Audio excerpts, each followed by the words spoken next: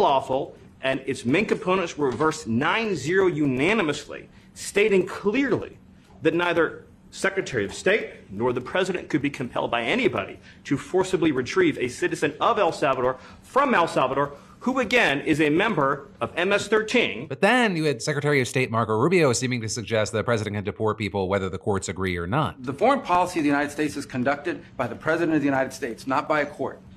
And no court in the United States has a right to conduct the foreign policy of the United States. And you had Stephen Miller immediately agreeing with that. And so you had many saying it's unclear whether he thinks they've been okayed by the judiciary or the judiciary's opinion just doesn't matter. But when a reporter sought clarification from Trump himself, this happened. Mr. President, you said that if the Supreme Court said someone needed to be returned, that you would abide by that. You said that on Air Force One just a few days ago.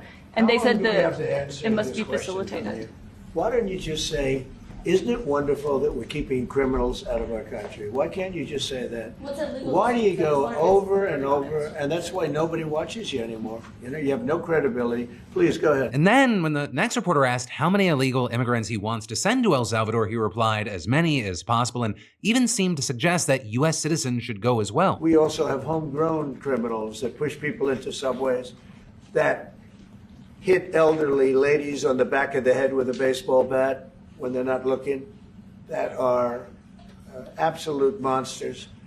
I'd like to include them in the group of people to get them out of the country, but you'll have to be looking at the laws on that, Steve, okay? And when a reporter asked him to clarify if he meant U.S. citizens, he was like, yeah, duh. Yeah, that includes them. What, do you think there's a special category of person? They're as bad as anybody that comes in. We have bad ones too. And so for a lot of people, this felt like watching America slowly becoming a police state, and now even citizens, not to mention legal immigrants, are scared. But for now, while we wait to see how this continues to play out, I gotta pass the question off to you. What are your thoughts here? Because as I often say, yes, this is a news show, but I also want it to be a conversation, and some of your comments may pop up in tomorrow's show. But then, next up from that, we got the news that the White House just murdered thousands of innocent people on paper. Right, and what I mean there is that the Trump administration selected over 6,300 immigrants, revoked their temporary legal status, and then declared them legally dead. And they're doing this by moving their names and social security numbers, which they had reportedly obtained legally, into the Death Master File, a social security database of deceased people. And as anyone who has mistakenly been declared dead intimately knows, this completely turns your life inside out, with experts even likening it to digital murder and being financially paralyzed overnight. And this is because the database is used by government agencies, employers, banks, creditors, and landlords to check the status of people they work with. So if you're falsely declared dead, you could be cut off from your legal employment, your bank accounts, your credit cards, your government benefits, your insurance, and your loans, meaning that your home could be foreclosed on. Which is why you have experts telling the New York Times and the Washington Post that this move by the White House is clearly illegal, right? I mean, first of all, it strips living people of privacy protections on the presumption that they're dead, with us seeing an attorney here telling the Post that Social Security sells its death information to creditors, pension companies, life insurers, and credit reporting firms. And then secondly, if done knowingly, which the White House has admitted is true, the move could amount to illegally falsifying government records. I mean, just to be clear about what's happening here, sources told the Times that the immigrants were given fake dates of death. And this is, according to the Post, agency staff had been warned that this might happen as early as February, right? Because they realized that anybody granted the appropriate permissions could just arbitrarily declare people dead without having to actually prove the death, by, for example, citing medical records or a death certificate. But apparently that flaw wasn't patched, and so now over 6,000 people have effectively been made non-persons to get them to self-deport. Though this is reportedly at least some officials recognize the illegality of what was happening and tried to resist. But for example, a senior administrator who oversaw a staff of hundreds of technology experts reportedly pushing back against Scott Coulter, an investment firm founder installed as the new chief information officer by Elon Musk last month, telling him that the plan was illegal, cruel, and risked declaring the wrong people dead, according to 3 sources. But then last Thursday, security guards reportedly showed up at the administrator's office in the agency's Maryland headquarters and marched him out of the building, with the Post then reporting that he was placed on paid leave, possibly severing his 25-year career. Right, and to be clear, the White House is not denying that it did all this. Or you have the press secretary claiming that in declaring immigrants dead, they were just protecting lawful American citizens and their hard-earned Social Security benefits and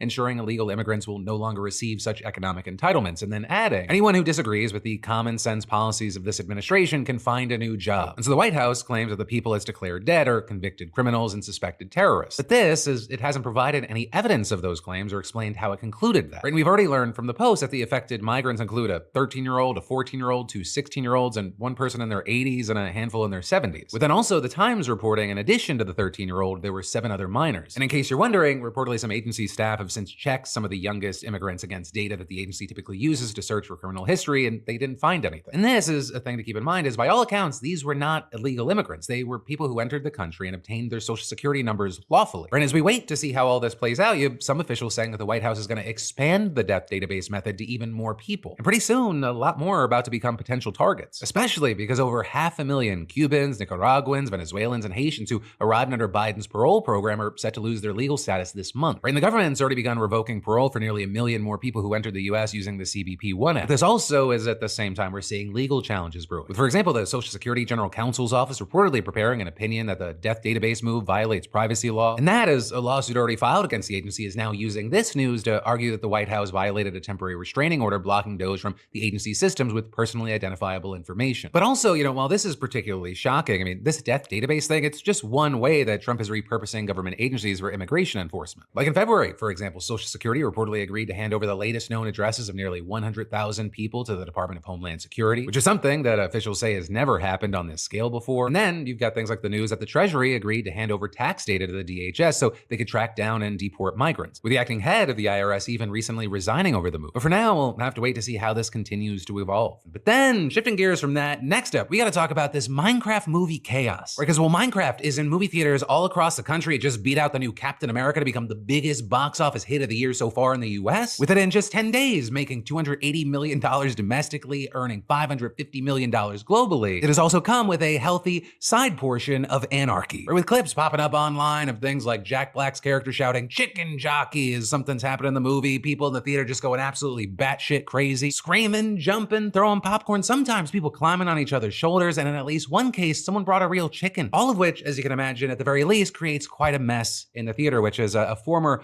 usher. Go fuck yourself for that. And while obviously every showing is not full mayhem, it's been such a big deal. I mean, we're seeing things like a theater in New Jersey banning unaccompanied kids from seeing the movie without adult supervision, with a theater also giving a little parenting lecture on Facebook, writing, large groups of unsupervised boys engaged in completely unacceptable behavior, including vandalism. If your son was at Township Theater last night, we strongly encourage you to have a conversation with him about his behavior. Also, you had local news in Alaska reporting the police had to escort a group of teenage boys out of a theater over their behavior. And according to the Salt Lake Tribune, in the case of the people who brought a real-life chicken, they were kicked out as well. And this is other theaters have had to issue general warnings about bad behavior during the film. And so with this, we've seen a lot of people sounding off online, writing things like buying a huge bag of popcorn just so you can piss the cinema workers off when Jack Black says chicken jockey is frankly quite insane and rude. Right? Arguing that it's disrespectful both to the people who just wanted to watch the movie with their families and to the people who work minimum wage jobs in the theater. But this also is some have defended the trend, including the movie's director, Jared Hess, with him, for example, telling Entertainment Weekly, "I'm just so happy that people are finding joy in going back to cinemas and seeing things as a community, as a group of people. It's like we've become so isolated on our devices and it's just fun to experience things as a group of human beings." And adding, it's funny because I think it's just literally cheering and throwing popcorn, which is so funny to me that cops are being called for popcorn, but man, I'm just glad people are making memories with their friends and families. You also had some tweets noting that Jack Black visited a theater recently and warned against throwing popcorn and joining the chicken jockey trend. With that, based on the video, some have argued that it seems less like a reprimand and more like him joining in on the joke. Please, no throwing popcorn, and also no lapis lazuli, and also absolutely no chicken jockeys! No! Oh, yeah! I am Steve.